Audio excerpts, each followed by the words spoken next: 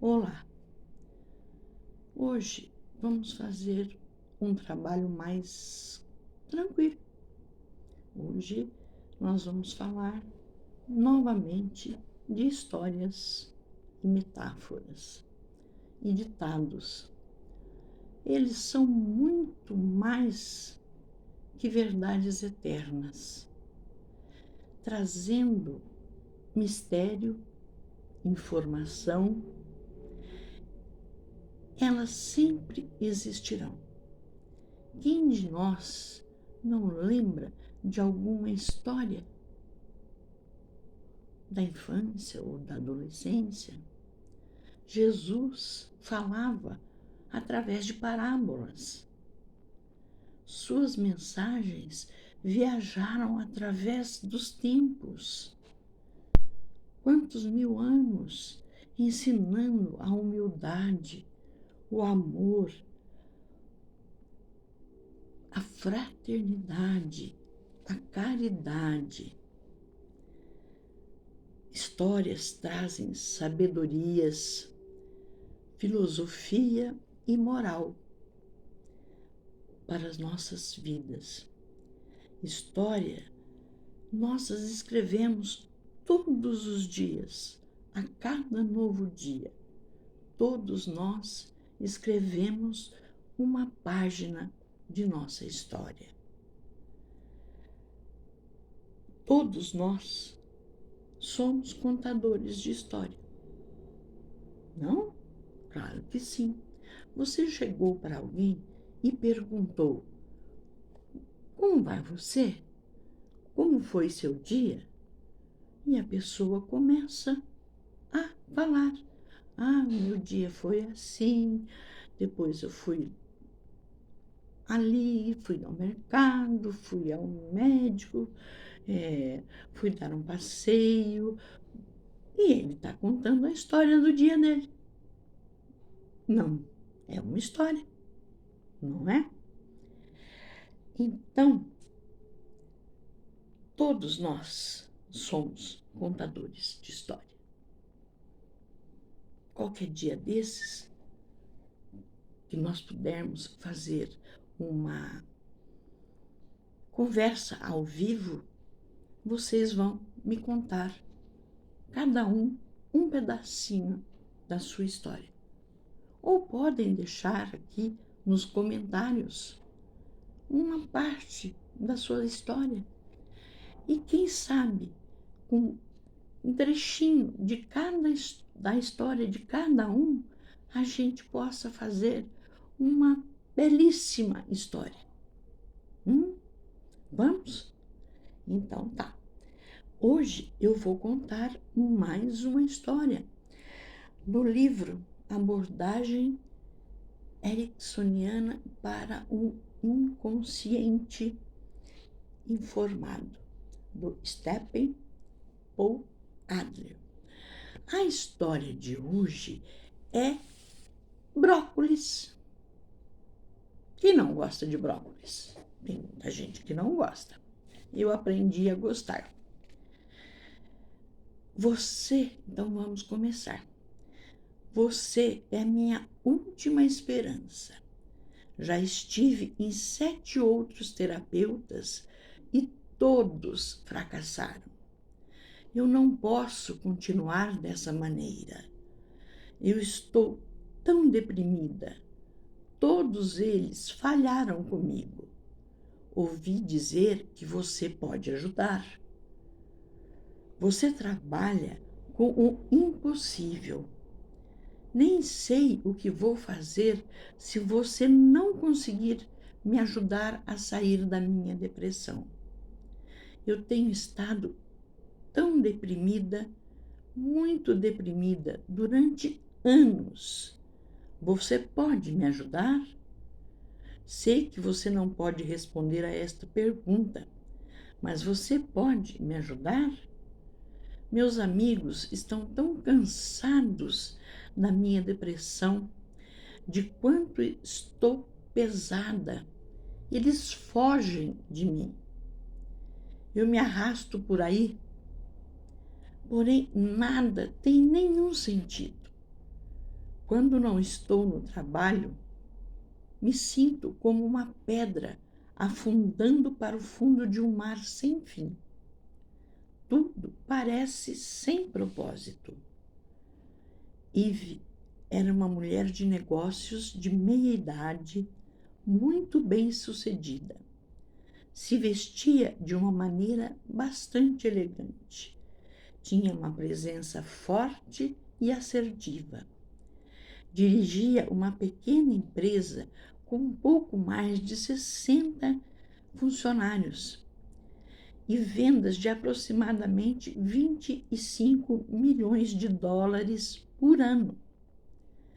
Enquanto pedia ajuda, ela claramente também estava numa posição de controle em relação a si mesma e tentando estar em uma posição de controle quanto ao seu médico. Havia uma parte dela que estava destinada, firme, em me acrescentar naquele ranking de outras tentativas que falharam. Eu me tornaria o 8º terapeuta a falhar com ela. Mais um pai e uma mãe deficiente. Enquanto ela permanecesse no controle, a experiência havia me ensinado, eu perderia. Não, nós dois perderíamos.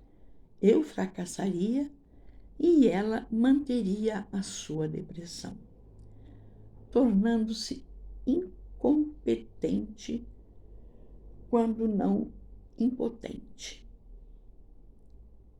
Eu posso curar você, respondi com total segurança. Sim, eu posso curar você, mas você deve fazer exatamente tudo o que eu disser. Você deve seguir as minhas instruções com total compromisso e sem questionar. Ela ficou chocada. Assegurei a ela que, tão certo como o sol se ergue a cada dia, todos os dias, uma cura completa era possível. Ela teria que fazer tudo o que eu dissesse a ela, exatamente como eu dissesse. Ela pensou um momento ou dois e perguntou o que ela ia fazer. Ah, não! Ela teria que concordar em fazer o que eu solicitasse a ela sem saber o que era. Impossível, ela respondeu. Eu tenho que saber o que você fará. Não, não é do meu feitio ou de jeito nenhum. Ou você concorda comigo ou essa sessão acaba aqui, pois será uma completa perda do nosso tempo, do meu e do seu. Ela ficou sentada durante uns 3 ou 4 minutos. Era como um jogo de quem fica sério por mais tempo. Ou como a gente fazia quando criança, olhava fixamente um para o outro para ver quem piscava primeiro. Então, eu continuei olhando diretamente nos olhos dela. Senti como se fosse a cena de um duelo em algum faroeste antigo. Qual de nós desistiria primeiro? Finalmente, ela me lançou um olhar penetrante e concordou. Se eu não houvesse tratado da questão do controle dela logo de cara, eu teria fracassado como todos os outros meus colegas. Ela claramente era uma mulher que havia, em seus outros encontros terapêuticos, assumido o controle rapidamente, deixando o terapeuta impotente.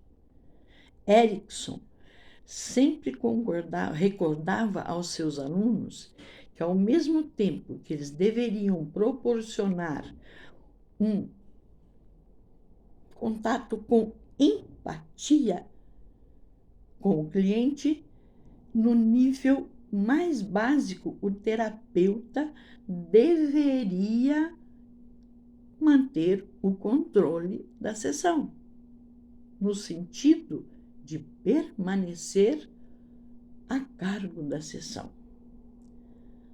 Nós continuamos a conversar até o final da sessão. E ela me perguntou: o que eu devo fazer? Está na hora de eu ir embora.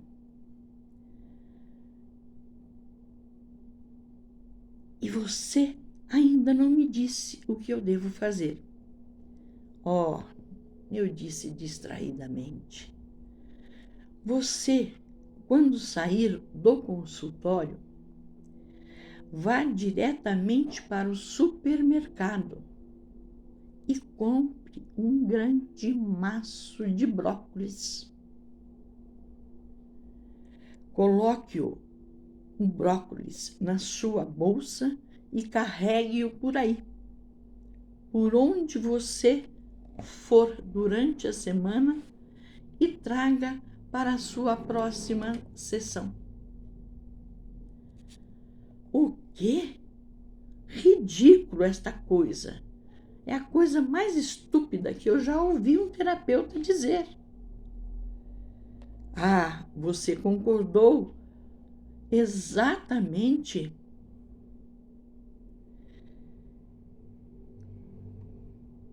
com aquilo que eu disse para você. Fazer o que eu mandar sem questionar. Então vá, compre um grande maço de brócolis, coloque-o na sua bolsa e ande com ele por aí. Ela saiu aborrecida, seu rosto muito vermelho. Ah, ela retornou na semana seguinte e, assim que ela entrou, começou a se queixar. Contou-me que havia carregado o brócolis durante toda a semana. Entretanto, havia ficado muito preocupada que as pessoas poderiam vê-lo em sua bolsa e fugir. E aquela maluca que está carregando um maço de brócolis na bolsa. Ela me informou que, na medida em que a semana foi passando, ele começou a ficar mais pesado. De fato, o brócolis em sua bolsa era inútil. Não tinha nenhum propósito. Realmente não gostava de ser associada a ele de jeito nenhum. Sorri e falei que ela havia ido muito bem. Nós prosseguimos com a sessão e, novamente, bem no finzinho da sessão, ela observou que eu ainda não havia dito o que era para ela fazer na semana seguinte. Disse eu, parecendo estar muito distraído. Quando você sair, vá direto ao mercado e compre um segundo maço de brócolis. Coloque-o em sua bolsa junto com o primeiro e carregue os dois por aí durante a semana toda. Traga-os com você para a nossa próxima sessão. Dessa vez, ela praticamente pulou da cadeira enquanto expressava sua exasperação com as minhas instruções. Ah, você quer ou não quer ser curada? Tire seu traseiro daqui e vá comprar o brócolis. Falei com firmeza e ela saiu voando do consultório. Na semana seguinte, ela retornou bastante brava. Relatou que o brócolis estava começando a cheirar mal e ninguém queria ficar perto dela, nem ela mesma. Estava começando a estragar, principalmente o primeiro. É claro que ele estava apenas ficando mais pesado. Eu a elogiei por estar cumprindo o nosso compromisso e seguindo as minhas instruções. Ela deveria, no final da sessão, sair de novo ao mercado e comprar o terceiro maço de brócolis e carregar os 3 na sua bolsa durante toda a semana até o próximo encontro. Eles vão estar completamente podres, ela exclamou. Oh, sim, eu respondi, minha voz baixando. Coloque todos os 3 em um saco plástico dentro da sua bolsa. Apontei para a porta com o dedo ameaçador e disse para ela ir, que nós encontraríamos na próxima semana.